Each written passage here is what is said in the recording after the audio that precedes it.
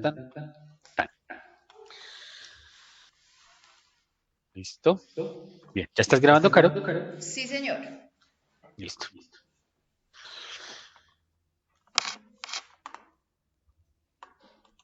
Ah, no, perdón, esa no era.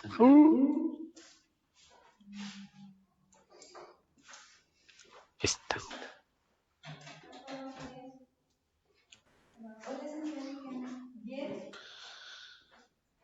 Listo. Entonces, ahora sí. Es que no sé si acá a veces Bien. ahí se Uy, pega ¿quién llegó? el mouse Javier, o bien. acá. Bueno, ¿dónde les queda más fácil? Bien, Listo. entonces retomando, vamos a hacer como voy a tratar de condensarlo en estos 5 minutos para que quede bien la grabación. Entonces, la América colonial vamos a nombrar hoy, en este pequeño resumen. Entonces, para poder hablar de la América colonial tenemos que entender por qué ocurrió, vuelvo y digo, la América colonial, qué significa eso, o básicamente qué pitos toca con nosotros, ¿sí? Como quien dice, pues a mí qué, ¿listo? ¿Por qué ocurrió? Esto es clave saber por qué ocurrió. Como les decía, hay unos antecedentes. El antecedente más importante, por así decirlo, es el comercio que se estaba manejando en ese momento con respecto a la seda, a la ruta de la seda, a los textiles que se hacían con seda y a las especias que venían de la India en Europa. Para entender eso tenemos que entender que el mapa que nosotros conocemos del mundo actualmente no es el mismo que ellos conocían en esa época. Este mapa que ven acá, que era el mapa que existía hasta antes del descubrimiento de América, es un mapa que pueden ver fácilmente a la izquierda, la zona de África, España, Portugal e Inglaterra, y a la derecha pueden ver perfectamente lo que es China, Japón y Rusia en la parte de arriba. ¿Listo? En el intermedio están esos países intermedios, África, India, Turquía y demás. Es importante que conozcamos las especias que venían de la India, que como les decía ahorita, para nosotros es muy fácil, digamos que en este momento ir a la tienda y vecino, regáleme un sobrecito de cúrcuma y no lo venden. En esa época era muy complicado y era muy costoso que esas especias llegaran de un lado a otro. Y ahí es donde entra también la seda, que como les decía, en esa época los únicos que sabían cómo se hacía la seda eran los chinos. Hoy en día sabemos que es a través de un gusano y del capullo de ese gusano que se sacan las fibras que terminan convirtiéndose en tela. Estos trajes que ven ahí, que son de seda, son trajes que son de esa época y que aún incluso se conservan. Esa es la calidad de la seda. Estamos hablando de que estos trajes fácilmente pueden tener más de 100 años, fácilmente, sin ningún problema, que se conservan. En el caso del de la derecha está en un museo, el otro sí es un poquito más reciente porque lo hacen, es fabricado actualmente, pero digamos que es muy importante. ¿Por qué? Porque para esa época era costoso tener un traje de seda y como les decía, pues digamos que la clase baja no compraba esos vestidos, no le interesaba tenerlos, pero sí se encargaban de que su economía fluyera a través del comercio, es donde entran los comerciantes, a través del comercio tanto de las especias como de las telas de seda o de cualquier otra. Importante la seda y las especias de la India porque son lo que motivan la ruta de la seda y la ruta de las especias. No se pueden dar cuenta, la parte interior, en la parte terrestre se ve la ruta de la seda, que está más o menos como en un tono amarillo, que va desde Pekín aproximadamente hasta lo que hoy conocemos como Estambul, que en esa época se llamaba Constantinopla, en la actual Turquía. ¿Listo? Eh, ¿Por qué es trascendental? Porque tenía que pasar por muchos intermediarios, lo cual aumentaba su precio, aumentaba el valor. Y el propósito de los viajes que empezó a hacer en algún momento Cristóbal Colón, entre otros, eran acortar esa distancia, encontrar una ruta más rápida, más económica, más sencilla de llegar a la India o a China, a conseguir más barato ese producto, tanto las especias como la seda. Lo que vemos acá es un puerto comercial del siglo XV, que como yo les decía, esta imagen particularmente es de un puerto que estaba en Italia, en Venecia. Es importante porque la tradición nos dice, aunque hay algunos que afirman que viene de otro lado, que nació en otro lugar, pero la tradición nos dicta que Cristóbal Colón nació en Génova, Italia, y que uno de los principales puertos que visitaba era precisamente el puerto de Venecia, que como les decía, eran donde llegaban todos los chismes del momento. Si el emperador de China se enfermó, si se casó, si se ennovió, si puso los cachos, pero por encima de todo eso, si los precios subían, si bajaban, si llovía, si no llovía, si las cosas se volvían más caras, si se volvían más baratas, si alguien había encontrado una mejor ruta, si alguien había trazado un mejor mapa, también incluso se vendían mapas de esos territorios que alguien había explorado, ¿sí? Esos grandes exploradores de la época son los que terminan, eh, digamos que, vendiendo también sus mapas y dándose a conocer. De esta manera se da a conocer Cristóbal Colón y en Italia no le pararon bolas. En todos los sitios donde intentó buscar a alguien que le siguiera su idea, nadie le paró bolas. Más allá del hecho de que lo creyeran loco, porque muchas veces dicen, no, es que lo creen loco porque el tipo creía que la Tierra era redonda.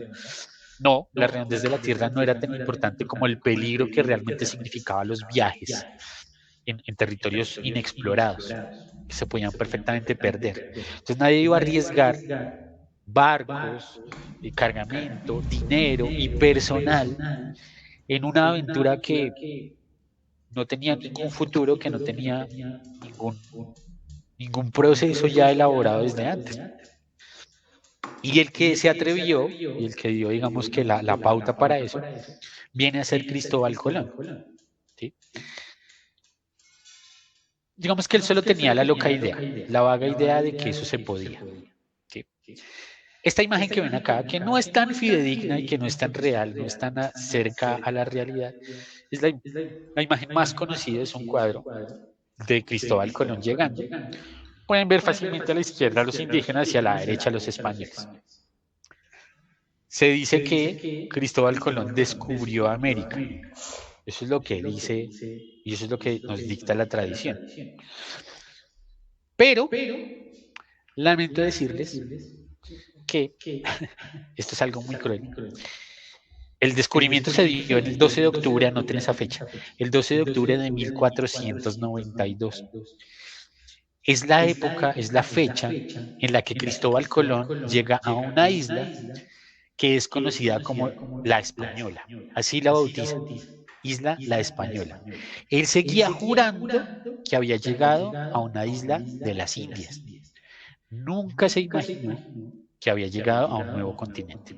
Para él llegó a una isla de las Indias que no había sido explorada aún, pero para él estaba en la India. Él había seguido una ruta que para él le daba en la península de la India.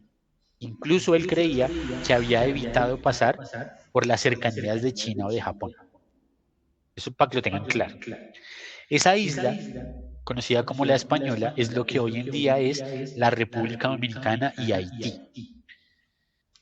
Ahí fue donde llegó. Desde ahí se regresó a España y así hizo varios viajes. 1492. Sin embargo, en el año de 1506, la imagen que ven ahí, que también lo pueden anotar, el 20 de mayo de 1506, producto de una enfermedad durísima, Cristóbal Colón muere. Pero muere sin siquiera saber, ni siquiera sospechar que había descubierto América. O sea, él se murió, nunca lo supo. Jamás lo supo. Ese crédito se lo termina llevando otro explorador diferente que se encarga de mapear y demás, y que se lleva el crédito incluso sin querer, que es un tipo que se llama Amerigo Vespucci, también italiano, y por eso el continente americano no se llama Colombia, como debería llamarse porque fue el que la descubrió, sino se llama América. En algún momento hablaremos del tema y de Amerigo Vespucci, pero vamos a centrarnos en realmente lo que nos compete en este caso. Entonces, las causas o antecedentes que precedieron el descubrimiento y la colonización y la conquista de América, pues ya se los había nombrado antes, pero es importante que lo retomen y ahora sí anoten. Estas son las causas o antecedentes. Primero, la necesidad de riquezas. ¿Por qué necesidad de riquezas? Porque tenían mucha población que alimentar, tenían pobres, enfermos, o sea, la población aumenta y necesitamos más recursos para alimentar a esa gente. Y la cosa se empieza a acabar. Para alimentarlos y traer comida, especias o demás, poder negociar, necesitamos dinero. No tenemos dinero, entonces necesitamos tierras nuevas donde nosotros podamos ir y conseguir algo para venderlo, para comercializarlo. Y la gran cantidad de gente, la explosión demográfica fue la que motivó a que los exploradores dijeran, yo voy hasta una isla y encuentro, por decir algo, en una isla plata. Yo la traigo acá y la negocio con los demás. Si yo voy al mar y resulta que en el mar conseguí pescar atún, pues yo lo vendo acá. Entonces lo que hacen es búsqueda de recursos. Y eso es una de las causas o de los antecedentes que nos lleva precisamente a tratar de descubrir otras tierras y investigar otras tierras. También dentro de esas causas o antecedentes se da el proceso tecnológico, la invención y la creatividad de la humanidad en general. Se descubren cosas como esta. ¿Alguna vez habían visto algo así? Yo supongo que no. Esa cosa rara que ven ahí se llama un astrolabio. Pueden imaginarse lo que quieran con ese nombre, pero básicamente este fue el primer aparato que se usó para, a través de mirar las estrellas, la ubicación de las estrellas, los vientos y los mares y demás, se pueda llegar a una buena ruta. Esto de la mano de un mapa y de la mano de una brújula que ya existía. Otro de los grandes inventos fue las carabelas. ¿Por qué es importante la carabela? Que fue en lo que llegó Cristóbal Colón a América y muchos exploradores. ¿Por qué es importante? Porque antes de la carabela, los barcos, primero, no eran tan grandes y segundo, tenían que ser movidos con remos, tocaba remar. Entonces necesitábamos tener personal que remara. Teníamos que contratar gente que remara. Y o reman o cuidan el barco, básicamente. Entonces, si yo tengo a, no sé, a 100 tipos allá remando y vienen unos piratas a atacarme, o remo o defiendo. Entonces no podían hacer exploraciones muy largas a mucho terreno. Ahora la gente se cansa. Y si me voy muy profundo al mar, pues voy a consumir recursos, voy a consumir alimentos, voy a consumir de todo. La carabela fue el boom. ¿Por qué? Porque a través del viento movían el barco. Entonces usaban el viento a su favor y podían recorrer grandes distancias. Eso también ayudó. Y pues otro gran invento, como ya se los dije, la brújula. ¿Listo? Ese gran proceso tecnológico. Listo. Ahora, ¿en América había gente o no había gente? Pues claro que había gente. Ya habían civilizaciones en América, de 1500 años antes, que ya habían existido. Estaban, por ejemplo, la civilización azteca. La civilización azteca, que básicamente tenían un gran imperio en la zona de México y Guatemala, ¿sí? Más o menos por ahí, que ya tenían toda una infraestructura montada, que tenían unos gobernantes, que tenían unos rituales, que tenían ciertas cosas también religiosas y demás. También estaban los mayas más hacia el norte, más hacia México, que también tenían su organización política, su organización cultural, perdón, su organización cultural, su escalafón, digamos, sus clases sociales ya definidas y demás. Más hacia el sur, en el Perú, estaba la civilización inca. Ahí en la imagen pueden ver Machu Picchu. De la civilización inca y de sobre todo del sur, nace una leyenda dentro de los españoles, porque eso fue nacido solo de ellos, de algo que se llama la leyenda del Dorado, en el cual ellos dicen que existe cosa que pues obviamente fue solo un mito, que existía una ciudad completamente de oro, que todo era de oro. Entonces obviamente lo que ellos querían era riqueza. Por eso terminan buscando por allá. ¿Qué otra civilización? Ay, perdón. Ay, me salí. En Chile, los mapuches también era parte de una civilización que ya existía ahí. No tenían grandes construcciones tan majestuosas como los incas, como los mayas, como los aztecas, pero era una organización completamente establecida y completamente organizada.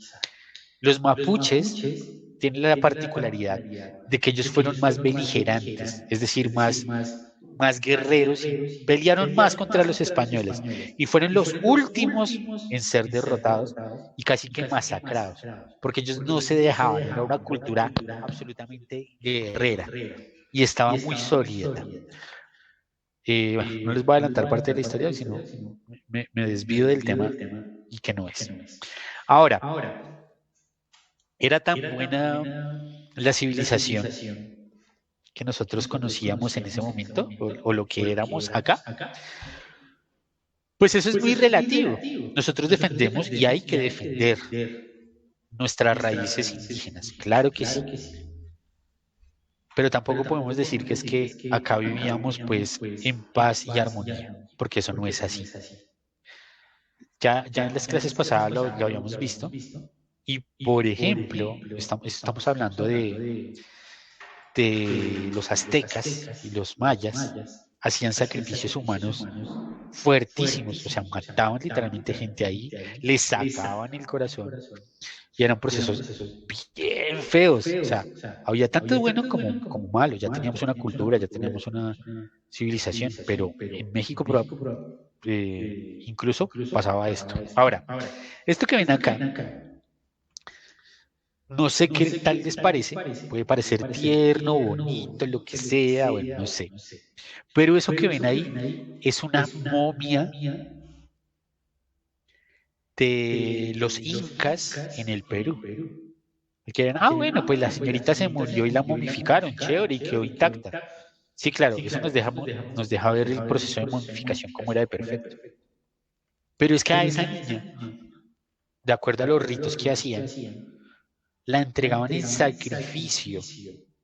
Niñas vírgenes de 12 años, 11, 12, 10 años, que las entregaban en sacrificio, que básicamente las obligaban a estar en esa posición para ser sacrificadas, para que su cuerpo, mientras morían, quedara así, en esa posición, tal cual como está. Es decir, era un sacrificio humano, no fue que la niña se murió simplemente. ¿Esto por qué? Porque si muchas veces nos dicen, no, es que tenemos que los indígenas que estaban acá, entonces vinieron los españoles que fueron los más malos del mundo y acabaron con todo lo bonito que teníamos. No es tan cierto. Ahora, no voy a defender a los españoles, ni mucho menos, porque sí vinieron, porque sí masacraron, porque sí robaron y porque sí se robaron nuestros recursos. Pero ninguno de los dos es tan santo como se quiere vender. Y desde el punto de vista de historiadores, desde el punto de vista de docentes sociales, en este caso, tengo que pararme en la mitad y decir, ninguno de los dos era tan bueno. Hizo parte simplemente de la civilización que tuvimos que ver cómo se construía y se deconstruía de alguna manera, tanto en un lado como en otro. Estos son sacrificios humanos que también se daban en ese momento. Ahora, eh, más o menos para que entendamos cómo era la, el tema de los sacrificios, les voy a mostrar un par de videos que ya incluso hemos visto. Voy a mirar a ver cuál de esos realmente les muestro. Listo, sí. ¿Qué pasa? Esto es de una película que se llama Apocalipto. ¿Listo? La película Apocalipto es bastante fuerte. Pero es muy buena. Es muy buena esa película, la tienen que ver. la trajo Mel Gibson. Ay, ¿dónde está? Aquí está. Espero que se vea bien. Es solo un fragmento de 1 minuto donde vemos la personificación de un sacrificio como tal que se da en la película. No, Kukulkan! Sikyunkan! Amukutochik lekaba! Yetelupetik! Tuxale! Bueno, también le pongo pausa, ¿por qué? Porque es importante que veamos que tanto los que están haciendo el sacrificio como los que están muriendo son de una misma etnia, por así decirlo. Los dos son indígenas. Los que están pintados de azul, que son los que van a ser sacrificados, eran pobladores de zonas rurales que los grandes emperadores indígenas de esa época iban y los raptaban, muchas veces hasta les quitaban las mujeres y se las violaban y demás, porque también ellos se creían superiores a los demás. Entonces, para que vean, digamos, ese puntico ahí.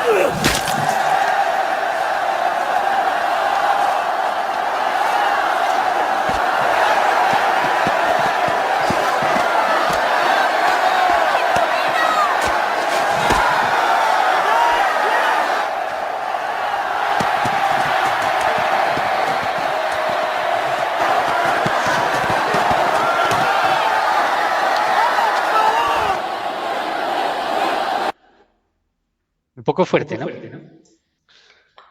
Pero esa era la realidad de los pueblos que habitaban en la zona. ¿Sí?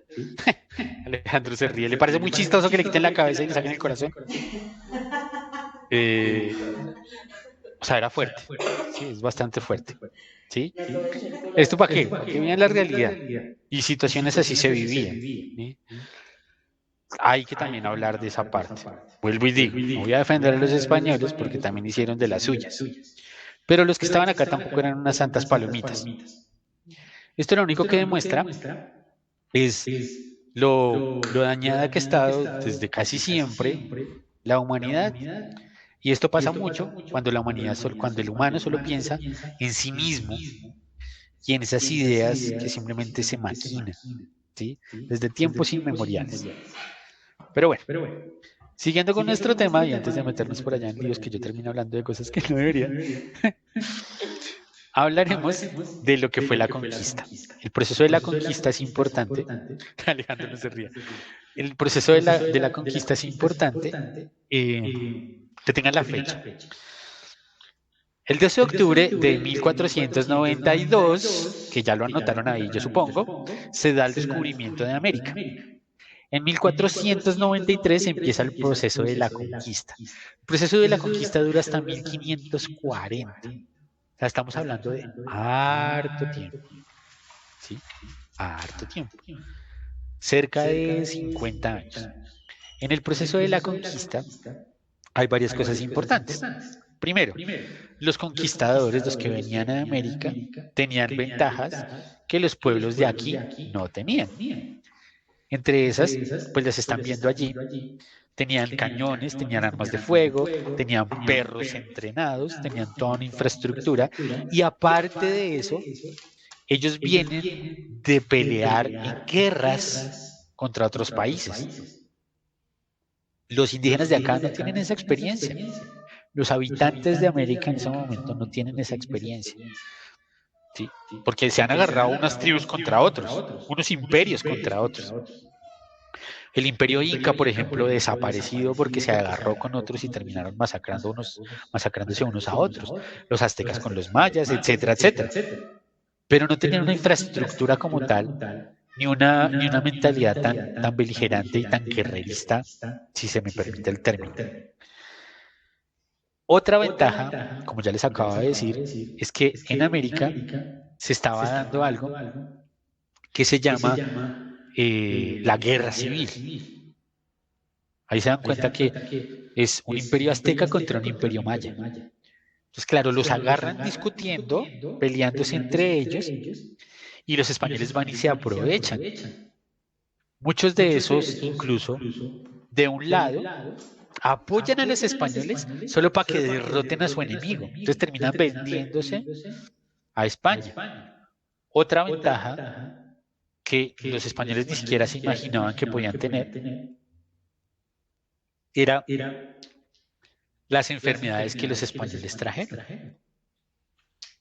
Nosotros en este momento, por decir algo,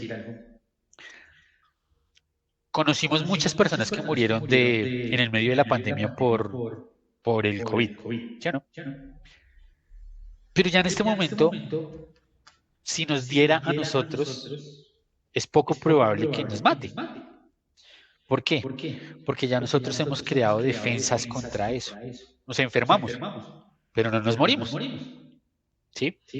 Por eso es muy poco probable que actualmente alguien se muera, por ejemplo, de gripa. ¿Verdad?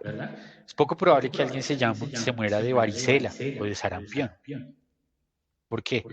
Porque ya el organismo, el humano, ya está adaptado a eso y ya no lo enferma. Cuando llegan los españoles acá, traen enfermedades que ya los europeos estaban inmunes a eso, que ya no les afectaba.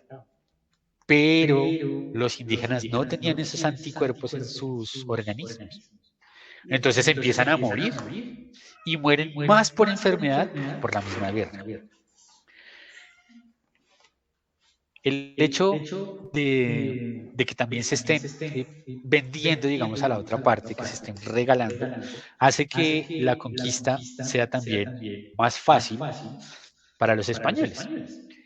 Y en medio de esa conquista también hay pueblos que simplemente se dejan llevar y no pelean y terminan siendo conquistados, y terminan siendo absorbidos. ¿Listo?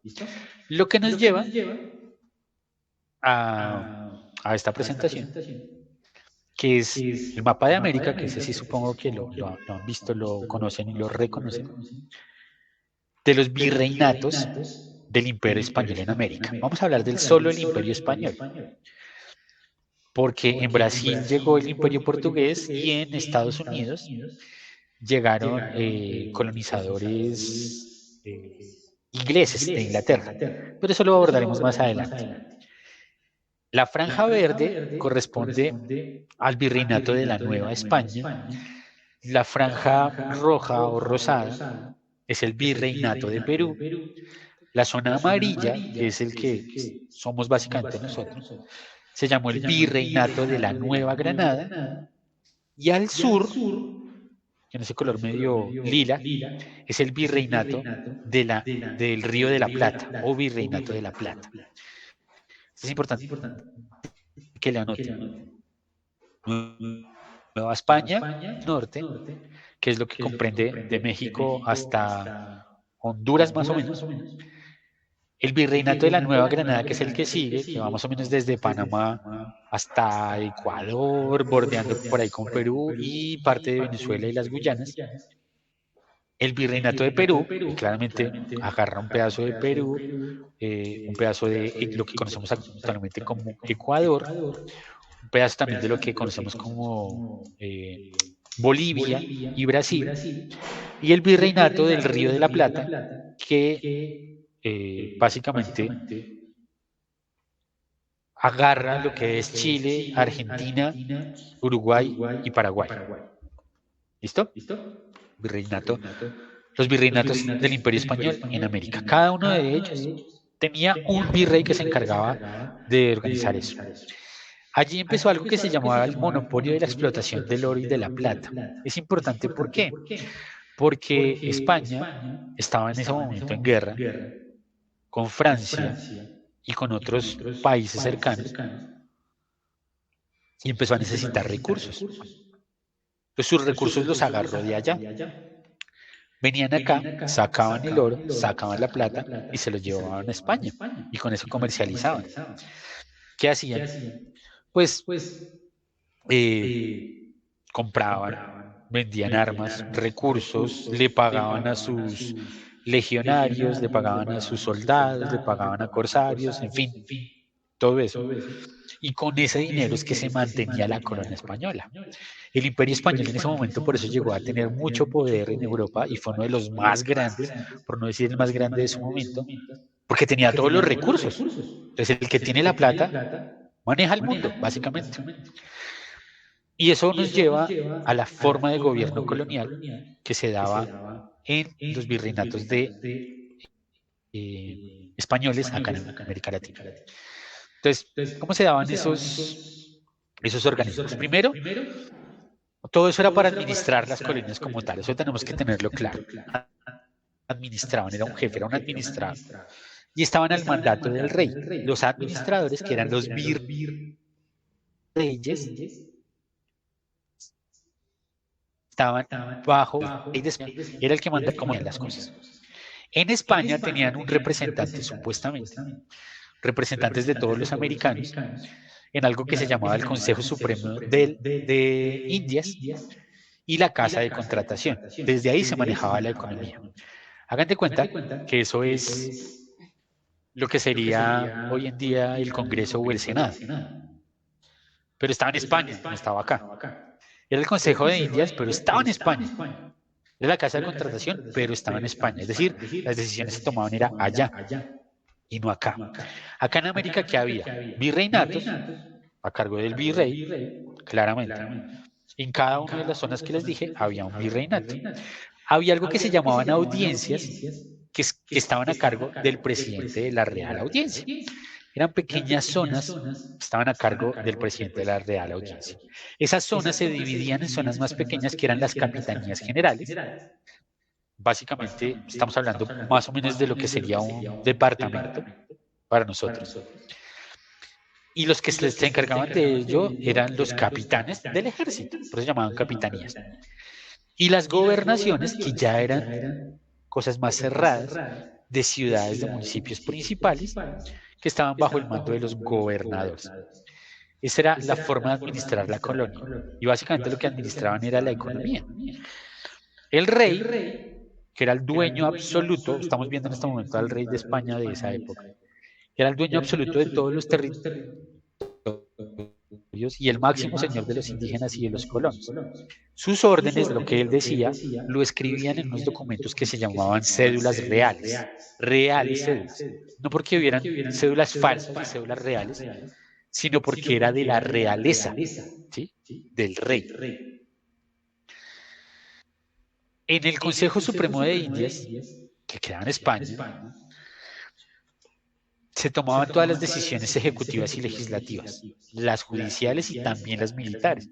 Es decir, allá se decían las leyes, cómo iban a ser, que a eso se refiere el término de legislativo, cómo se iba a juzgar al que violara la ley y cómo se iba a ejecutar esa ley que ya se había escrito. Y se daban las instrucciones militares que tenían que llevar a cabo cada una de las personas. Consejo Supremo de las Indias. ¿Listo? ¿Cómo era la economía colonial? Ustedes se dan cuenta en este momento lo que están viendo es precisamente una moneda romana, en este caso, que era como la forma de tributo que se manejaba.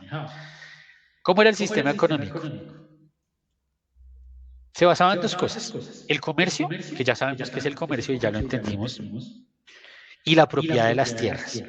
En el comercio, que se trataba de hacer? Acumular riquezas, se extraían minerales, se vendían y se compraban, básicamente se vendían, y la trata de esclavos. Es decir, los esclavos eran una mercancía más que se compraba y se vendía, y que también era muy buen negocio. Y la propiedad de las tierras, que ya se caracteriza por otra cosa diferente, que es el reparto de las nuevas tierras, esas tierras que van colonizando, y la producción agrícola. Empiezan a sembrar, digamos que de Arabia y de los países árabes sobre todo, traen cosas como la papa. La papa no es nativa de América. De acá se llevan el maíz, por ejemplo. El maíz sí era nativo de acá. ¿Sí? Y entonces se empiezan a cultivar y surgen como los jefes, los dueños de la tierra. A ellos se les denomina terratenientes, ¿sí? Por aquello de la tierra. ¿Eso qué provoca? Que las colonias sean explotadas, que la mano de obra indígena sea explotada y que se cobren tributos también eh, a favor de España y pues sacándole la plata a los indígenas. Entonces venimos a un impuesto que se llama la mita.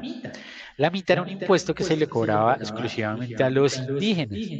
Ellos cultivaban, los sacaban minerales, en este caso es una mina, sacaban minerales y los indígenas tenían que dar un aporte al dueño de esa mina y aparte otro aporte a España.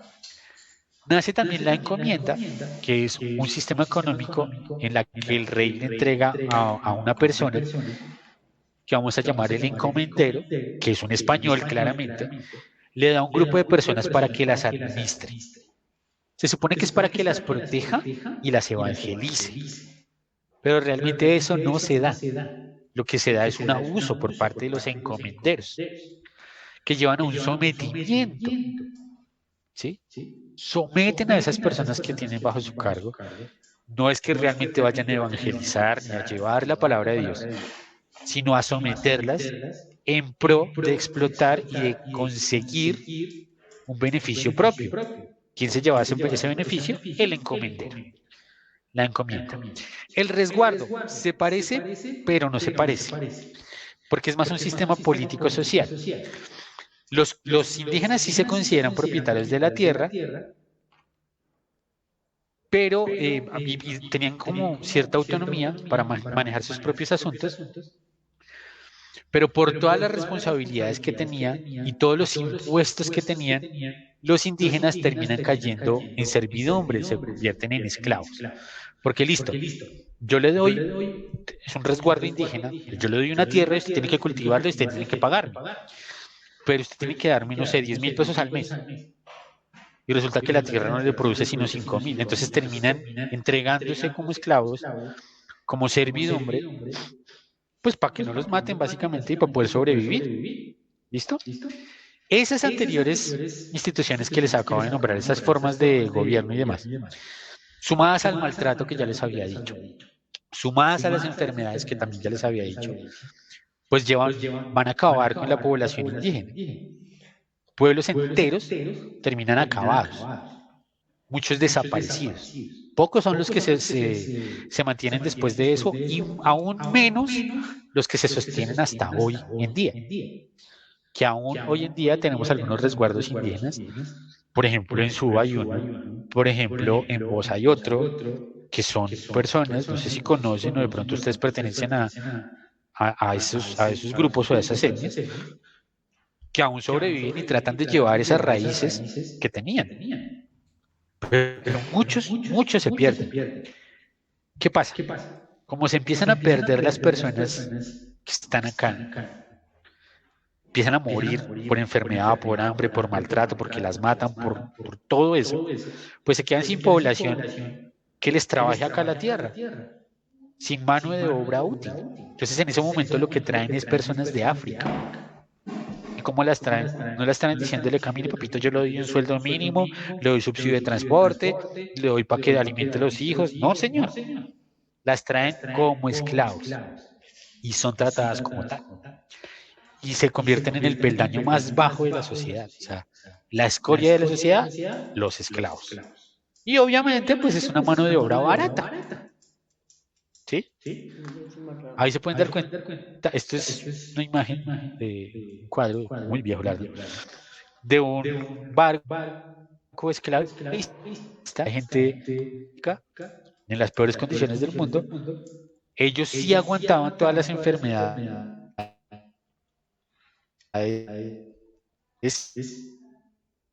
que los que ya habían convivido con las enfermedades. Su piel sobrevive mucho más al sol que la de nosotros.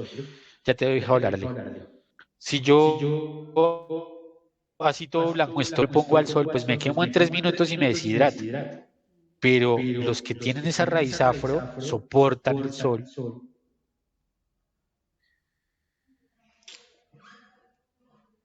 Y están como mano de obra. Alejo, te escucho. ¿Qué ibas a decir? Qué pena, bro. ¿Ah, juez sin culpa? Sí, señor. Yo estoy feliz que porque iba a participar, hombre. Bueno. Bien. Seguimos. Entonces, la sociedad colonial. Primero, todo estaba jerarquizado. Es importante entenderlo porque esta jerarquía es la que lleva a que nosotros busquemos la independencia más adelante. ¿Sí? Todo estaba altamente jerarquizado. Y todos se dividían de acuerdo al color de la piel, a su grupo racial, a si era español o no era español, o sea, racista, clasista, fascista, de todo. ¿Sí? Y eso se origina en grupos sociales. ¿Cuáles? Los blancos europeos y los blancos criollos. Profe, ¿cómo así que blancos europeos? No entiendo, si no estaban acá, ¿cómo así? No, no, no. Blancos europeos vamos a llamar a los que son nacidos en España, en Europa. Ellos son los blancos europeos. Ellos tienen hijos acá, que nacen en tierras americanas. Y a ellos se les llaman blancos criollos. ¿Listo? En un principio, no todos se mezclaron con las poblaciones que estaban acá. Eso pasó más adelante. En un principio eran los blancos europeos y los blancos criollos. Nada más. Aparte de ellos, que ellos estaban en alguna cúspide de la sociedad, por así decirlo, estaban los indígenas, los mestizos, es decir, los que algún español por allá fue y dejó embarazada a una indígena o a una africana, y los negros. Pues esos eran, básicamente. Entonces, había una discriminación ahí muy clara de los grupos dominadores sobre los grupos dominados. Los blancos europeos, junto con incluso algunos blancos criollos, dominaban completamente a los mestizos, a los indígenas y a los negros. ¿Sí? Era durísimo. Entonces se daba algo que se llama el sistema de castas, que aún hoy en día, no tanto en América, pero sí en muchas partes del mundo se da, que es ese sistema de castas. Se impone la cultura, es decir, yo como soy el que domino, yo les digo a ustedes cómo hablar, cómo vestir, cómo pensar, cómo todo. A tal punto que el español se vuelve el idioma oficial y empiezan a desaparecer lenguas que se empiezan a perder. Porque yo como español le prohíbo a usted que hable otro idioma que no sea el que yo estoy hablando. Entonces, si usted habla quechua, si usted habla arawak, si usted habla chipcha, si usted habla lo que sea que hable, a usted a mí no me sirve, entonces empieza a hablar español. ¿Sí? Entonces empiezan a perder eso. Se anulan esas tradiciones y esos saberes nativos. ¿Sí? Se anula ese gran culto que se tenía, por ejemplo, a la tierra y al cuidado de la tierra como tal. ¿Sí? Empieza a perderse. Y lo que se vuelve importante son cosas como el oro, como la plata, en fin, eso es lo que se da. Eso permite, bueno, la anulación de esas tradiciones permite la ayuda de la Iglesia Católica en medio de todo. Digamos que ahí hay una doble parte. ¿Por qué? Porque muchas veces nos dicen es que vinieron a traernos su religión. Y sí, pero no.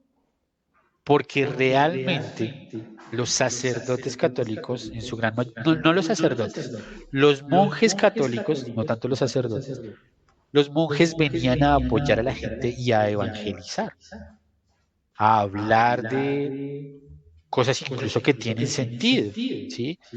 Hablar de preocupémonos por los demás, ayudemos a los pobres, etcétera, etcétera. Pero se utilizaba como una forma incluso de represión y de castigo contra los que no creían igual. Entonces se perdió la buena acción de muchos a manos de la mala acción de muchos otros.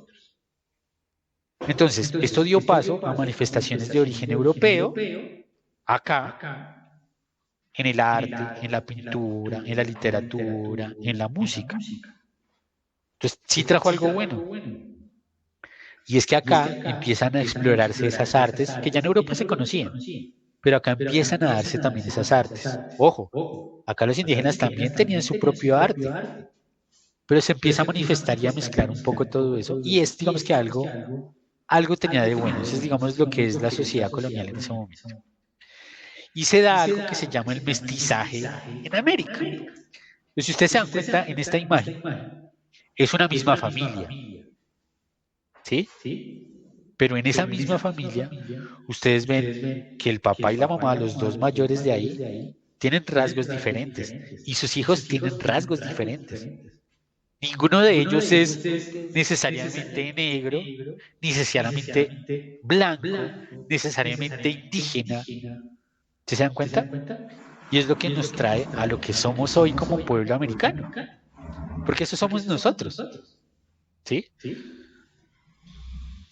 Yo, por ejemplo, tengo, y ustedes les puede pasar en sus familias. Yo tengo dos hijas. Una de mis hijas es así como yo, toda lechuda. Pero la otra es como la mamá, porque la mamá es de piel canela, de ojos oscuros y demás. Tengo dos hijas, las dos son hijas mías, y una no es tanto negrita, pero sí puedo decir que es negrita, y la otra es blanquita. Y así puede pasar en sus familias. ¿Cierto? Eso pasa, y eso se da, el mestizaje en América. Por eso tanta variedad de colores, de rostros, de formas. O sea, alguien que venga acá a creerse de raza pura, que se vaya bajando el bus porque no lo es. ¿Sí? No lo es. ¿Sí? Olvídense. ¿Sí? Es que yo soy no sé qué. No. Y si existe algún racista, bájese del bus, papito, que por sus venas también corre sangre, tanto indígena como negra. Ninguno se sale. ¿Listo? Esos son solo rasgos físicos que sobreviven en la genética, pero de genética les habla la profe Carlos, no yo. ¿Listo? Bien. Esto es Alejandro solo asesino reír. Bueno, eso quiere decir que le está gustando la clase. Bien, ya hablamos de la América colonial. ¿Se va a cortar en algún momento?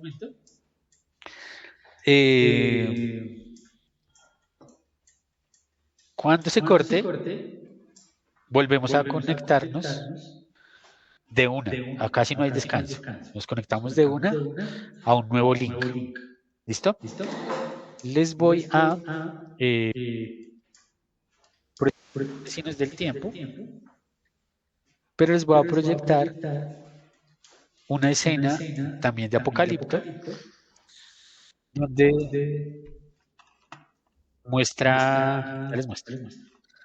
Alejito, ¿o enviamos de una vez el link? Que se acaba que les iba a mostrar esto. Ya les estoy mostrando. Especial. A ver. Y ya se los envío. Básicamente lo que está pasando ahí, espero que lo estén escuchando. Los de azul, que ya sabían que están conquistados, tienen que salir corriendo. Si se salen de ahí, se salvan. Si se quedan ahí, caen muertos.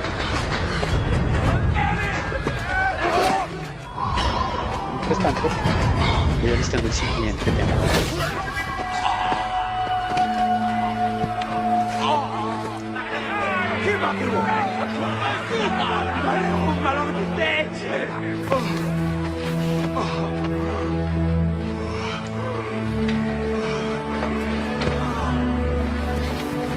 Esto más allá de exaltar o hablar mal del pueblo indígena o no, con esto lo que trato de mostrarles es que nosotros como humanidad somos eso, desafortunadamente. Y esos son cambios que tenemos que generar desde nosotros mismos para que eso no prospere. Ver la humanidad del otro, no solo verlo como un pedazo de carne o algo por el estilo. Y en todo lado hay uno que se revela. Y en este caso es este. Ese que ustedes ven ahí es más y no se ve. Que empieza a zigzaguear para que no lo atrape.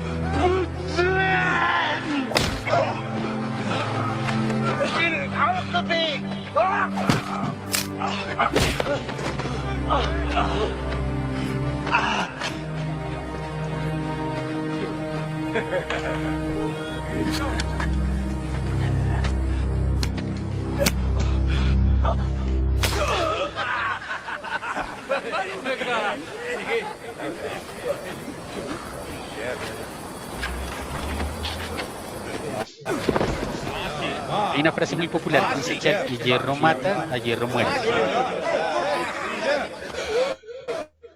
Cualquier cosa que nosotros hagamos en la vida tiene consecuencias.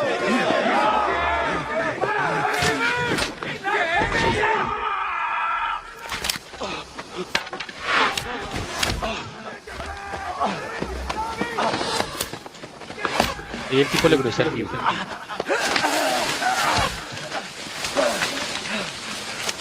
En fin.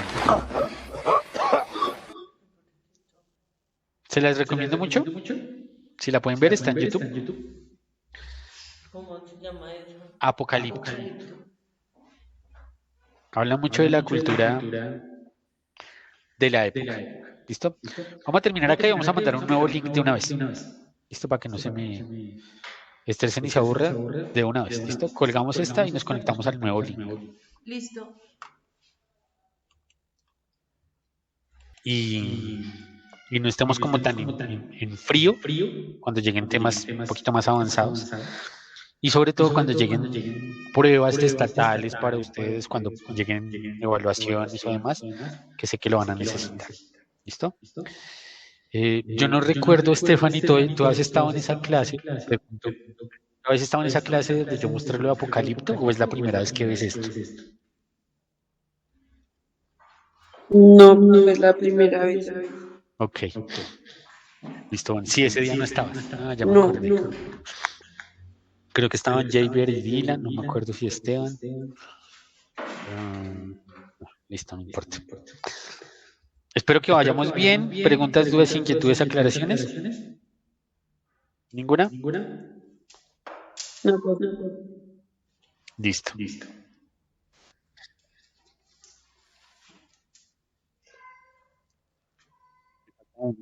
Javier.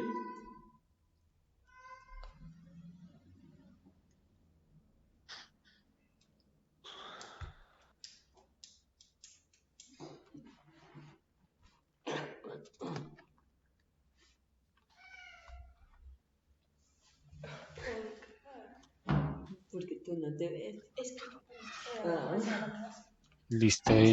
Bueno, ya. Lo que fue, fue. Vamos a hablar ahora. Ya vimos más o menos qué pasaba en América y cómo se daba la situación en América. ¿Listo? Vamos a regresarnos a hablar de Europa. ¿Listo?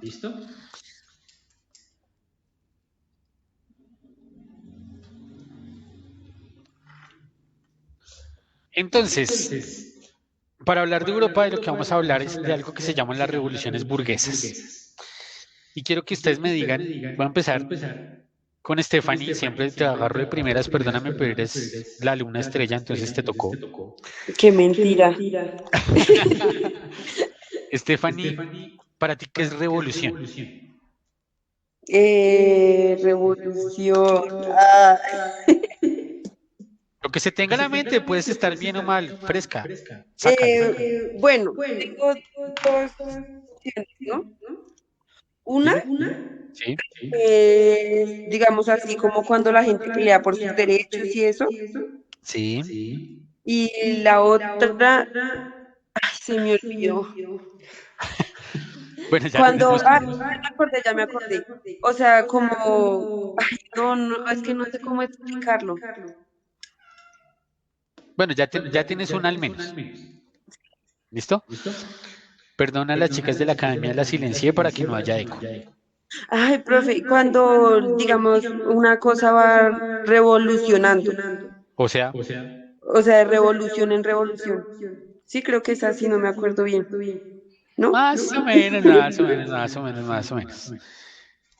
Voy a preguntarle a Alejo Robles. Alejo, para su merced, ¿qué es revolución? Que hay un cambio que hay un cambio en el organizamiento de la cultura o, bueno, cambios. Bien, gracias, vamos bien. Alejandro Rodríguez, ¿qué es revolución para su merced?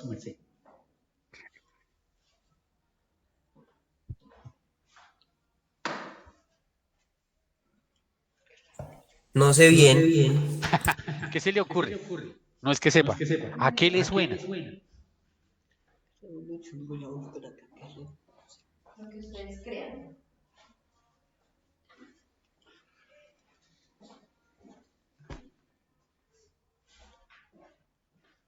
¿No le suena? Bueno. No. A mis chicas, Joana y Lorena, ¿sí estoy bien? La revolución, yo siento que para mí es como un cambio. Un cambio. Ajá.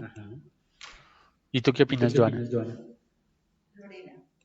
Joana, Lorena, Lorena, Yo soy Giovanna y ella es Lorena.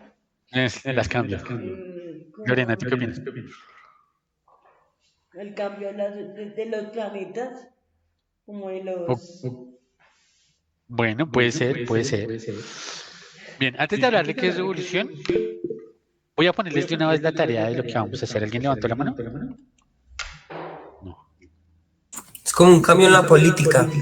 Un cambio en la política. Bien, vamos bien. Alejo Rodríguez es como muy pendiente de esos temas. Bien. Antes que nada voy a dejarles un plan de trabajo que vamos a hacer el martes. ¿Listo? El martes no vamos a tener clase, pero la idea es que de 10 a 1 el martes ustedes van a realizar un trabajo autónomo. Anoten de una vez qué es lo que van a hacer. Con respecto a la película, es importante que se vean la película. ¿Listo? Entonces, ese tiempo dedíquenselo a ver la película. ¿Listo? Van a ver la película y vamos a dejar un taller que tienen que entregar ese día antes de las 3 de la tarde. ¿Listo? Ustedes no se preocupen que yo les diseño el taller y les hago les envío las preguntas y demás lo que tienen que solucionar.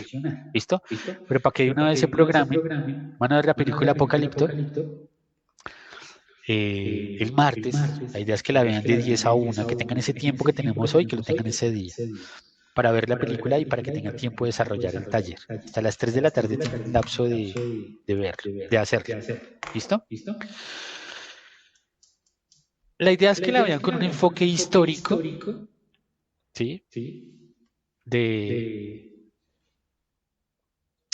Para que nos ubiquemos, para que no sea solamente un tipo acá hablando, dando clases, sino que para que la aterricemos un poquito, para que entendamos sobre todo la cultura, de cuando acá aparecen los españoles, si aparecen o no aparecen en la película, en fin, y esas preguntas que les voy a poner, listo, pero para que la tengan presente. Listo. Ahora vamos a hablar de revolución. ¿Listo? Mucha gente la asocia con guerra, con violencia, con, no sé, echar piedra, con que yo soy revoltoso, con que yo soy rebelde, ¿sí? Con que yo no me dejo, con que bla, bla, bla, ¿sí? Y no necesariamente. Aunque algunas revoluciones pueden tener esos factores violentos, no necesariamente. Realmente la palabra revolución lo que nos está diciendo es hacer un cambio en la estructura que sea que esté. Más cerca a lo que dijo Alejo Rodríguez. Un cambio en la estructura que sea una estructura política, sea una estructura social, sea una estructura económica, sea una estructura personal. ¿Sí? Por ejemplo, si yo sufro de sobrepeso y yo quiero revolucionar mi vida y me meto en gimnasio y hago un sistema de alimentación diferente, revolucioné mi vida, hice un cambio total. ¿Sí? Eso es básicamente la revolución. ¿Por qué? Porque esto que les estoy mostrando acá, no sé si a ustedes les parece. Ustedes dirán, ¿y esto qué? Así como el tipo del meme. Como que, ¿ah? Esto que ven ahí es lo más revolucionario que ha habido, o que hubo, se ríe Alejandro, que hubo en algún momento. Algo que se llama la enciclopedia. Eso es revolución. Y eso fue una revolución grandísima. Ahora, para hablar de esa revolución de la que vamos a hablar, tenemos que conocer ciertos conceptos previos. Anoten eso. Necesitamos entender qué es la burguesía, el liberalismo, la monarquía, el absolutismo, la nobleza y la ilustración. Ya les voy a decir de qué se trata cada una de esas cosas. ¿Listo? Porque ya sé que están como el jefe Gorgori. Ey, más despacio, cerebrito. Sí, yo sé que son hartas cosas. Burguesía, monarquía, liberalismo, absolutismo, nobleza y la ilustración. ¿Sí? Y sí, vamos a ir más despacio, cerebrito. Primero el concepto de burguesía. El concepto de burguesía es importante. A finales de la Edad Media, en Europa, había ciertas ciudades o poblaciones que tenían cierto modo de vida un poco más acomodado. Esos sitios se llamaban los burgos, eran ciudades medievales. De ahí el término de burgués. ¿Se acuerdan los comerciantes que hablábamos en la primera presentación? De eso estamos hablando acá. Esos comerciantes que vivían en los burgos, que ejercían algún proceso artesanal incluso, son a los que llamamos la burguesía. Así como la imagen se puede ver, es un padre trabajador, comerciante que está bien económicamente, ya no es el más pobre de la sociedad, tampoco es el más rico, es el que está acomodado. Ellos son los burgueses. ¿Listo? Ellos son la burguesía. La monarquía es en sí una forma de gobierno, así como lo puede ser la república, la democracia, el imperio y demás. La monarquía está basada en que el jefe de Estado, el jefe del país, el jefe es un rey, un monarca. Normalmente viene heredado por familia, una dinastía que se hereda, ¿sí? El monarca es el que se encarga de administrar todo. Y normalmente, vuelvo y digo, es heredado, es el que ejerce el papel de Estado. Listo el término de monarquía. La nobleza es un grupo social, vuelvo y digo, estamos hablando de la época medieval de Europa, que dominan la política. ¿Quiénes son? Son, digamos que, váyanse 3 o 4 generaciones atrás, había un rey y el rey tuvo 2 hijos. Uno de esos dos hijos subió al trono, el otro no. Ese otro tuvo también hijos. Entonces los sobrinos del rey hacen parte de la nobleza, es decir, es esa familia extendida. ¿Sí? Ellos son los nobles, tienen sangre real, pero no son reyes. Entonces dentro de esa nobleza empiezan a aparecer príncipes, duques, duquesas, etc. Ellos son la nobleza, los nobles. ¿Listo? No porque sean nobles de corazón, no, porque hacen parte de esa nobleza estatal, por así decirlo. ¿Qué tienen? Tienen privilegios legales, tienen privilegios tributarios, es decir, no pagan tanto impuesto como los demás, y los hacen estar en un estrato más alto de la sociedad. Básicamente, casi que ninguno de ellos trabajaría, no tiene por qué, porque la plata le llega al pueblo. ¿Sí? Ellos son la nobleza. El absolutismo es un régimen político, una forma de gobierno, en donde la autoridad domina todas las manifestaciones del Estado. Todas. Pongo un ejemplo que lo vamos a ver también más adelante, y es, acá en Colombia existe la Cámara de Representantes, es decir, el Congreso, el presidente y los jueces. El Congreso se encarga de hacer las leyes, el presidente se encarga de ejecutarlas, de que se cumplan, y los jueces se encargan de juzgar si está bien o mal, o cuando no cumplen esa ley. ¿Listo? Entonces son tres poderes que están separados completamente. Los jueces pueden juzgar al presidente, los jueces pueden juzgar a los congresistas, pero los jueces no pueden hacer la ley, ni la pueden ejecutar. El congresista puede hacer la ley, pero no puede juzgar, ni puede ejercer el poder político como el presidente. El presidente no puede hacer leyes, ni tampoco puede juzgar. ¿Sí? Está eso dividido. Aquí en el absolutismo es una sola persona que domina todos los poderes del Estado y no tiene límites. Él hace las leyes, él decide cuándo están bien hechas o mal hechas, él juzga, él condena, él ejecuta, él administra, él lo hace todo. Es decir, hace lo que, perdón la expresión, lo que se le da la gana. ¿Listo? El liberalismo. El liberalismo es un movimiento que se da, sobre todo en Francia, que amplía la proyección, tanto económica como política como filosófica, y que defiende solo una idea esencial, el desarrollo de la libertad personal, la libertad de cada persona. Eso es el liberalismo. ¿Listo? La libertad para ejercer sus propios derechos, para vivir su vida, para desarrollarse como tal. Eso es el liberalismo. La ilustración, ese es un tema muy importante y es en el que nos vamos a enfocar en esta parte. La ilustración, ustedes dirán, ilustración es como hacer dibujos. No. La ilustración es un movimiento, es una corriente de pensamiento que se encarga, digamos que sus representantes son los ilustrados, los que son ilustres, ¿sí? Los que tienen conocimiento, los que tienen razón, los que tienen ideología, los que tienen pensamiento, los que piensan. Y surge, digamos que los ideales de ellos, los principales ideólogos de ellos, critican la ignorancia y la superstición que prevalece en Europa. Hoy lo podemos asociar por lo siguiente. No sé si alguno de ustedes lea o no, por ejemplo, el horóscopo. El horóscopo es una superstición. No podemos creer, basados en la ciencia, que porque yo nací en cierta fecha u otra fecha, porque soy del signo Cáncer, Capricornio o el que sea, entonces yo soy así. Entonces lo que me dice el horóscopo es lo que va a pasar. Hoy vas a encontrar el amor de tu vida. ¿Por qué? O sea, eso es superstición. ¿Sí? Es que una costumbre, por ejemplo, de mi mamá.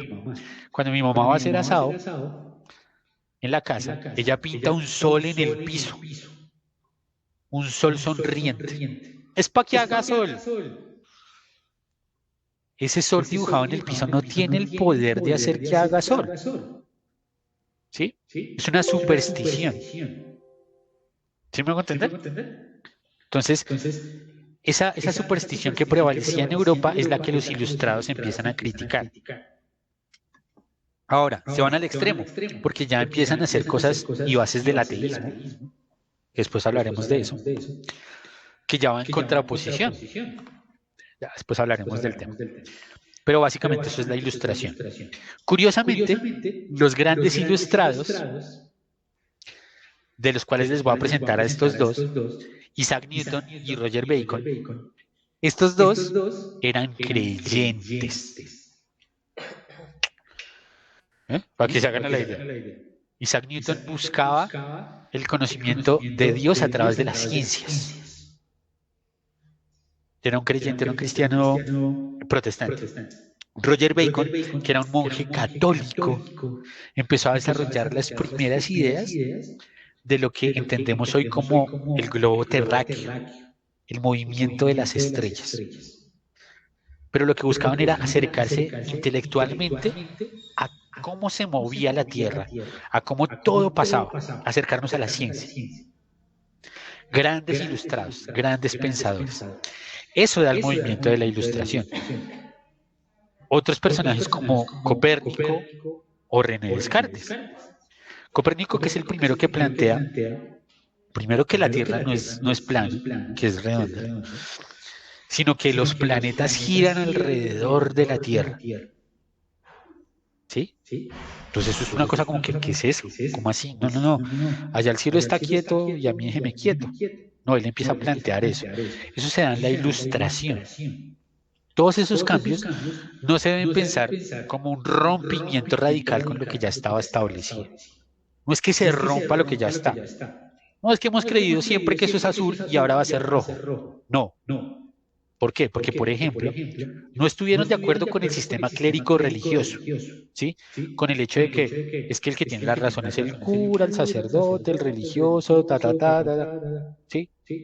No rompen con no están de acuerdo con ese sistema, pero no abandonan la existencia de Dios.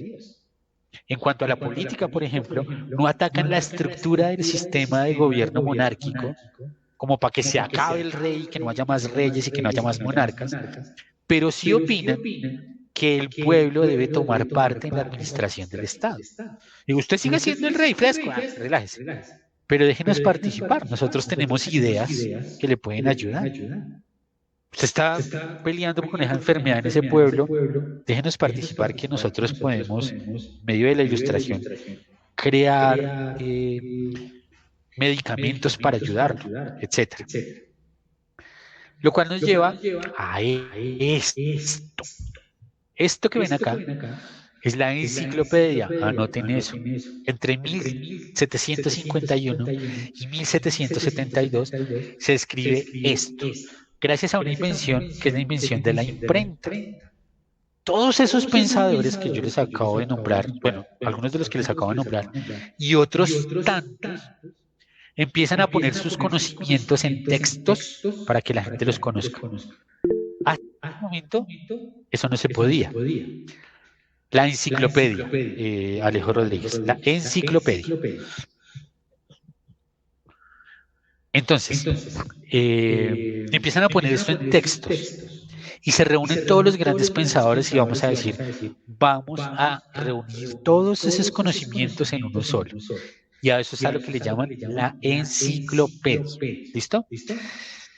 Entre esos, y les voy a mostrar, ya les había hablado del poder legislativo, ejecutivo y judicial. El poder legislativo, para que lo entiendan, en nuestro caso, es el Congreso de la República. El poder ejecutivo es el presidente y sus ministros. Y el poder judicial son los jueces. ¿17 qué? 1751 y 1772. Entre 1751 y 1772, casi 20 años, es que se completa de escribir la enciclopedia. Entonces, ese poder ejecutivo, legislativo y judicial, hasta ese momento no se tenía claro. Uno de los ilustrados que lo llevó a cabo fue un tipo que se llama Montesquieu. En el libro 12, Ilustración, escribe algo que se llama las leyes. En espíritu de las leyes se escribe, de las leyes forman la libertad política en su relación con el libertad. ciudadano. Es el Es el primero que llega a poner las bases de lo que hoy conocemos primero que el como sistema el político y gubernamental que manejamos en casi todas las naciones del y mundo. ahora Ahora, ya tenemos esos dos conceptos claros, que es el de revolución, eso de burguesía, el de ilustración, el de ilustración, el de absolutismo, el de monarquía y el de nobleza. Todo esto aplicar básicamente cuando entendemos que son las revoluciones burguesas. Solo con esa frase ya ustedes se hacen una idea de que fue una revolución burguesa, ¿verdad? revoluciones. ¿Qué es revolución y qué es burguesía? Efectivamente, no necesito definirlo mucho. La revolución, que pues ya lo había dicho, es el cambio o transformación radical. Esto no tienen que anotarlo, solo entenderlo. Es el cambio o transformación radical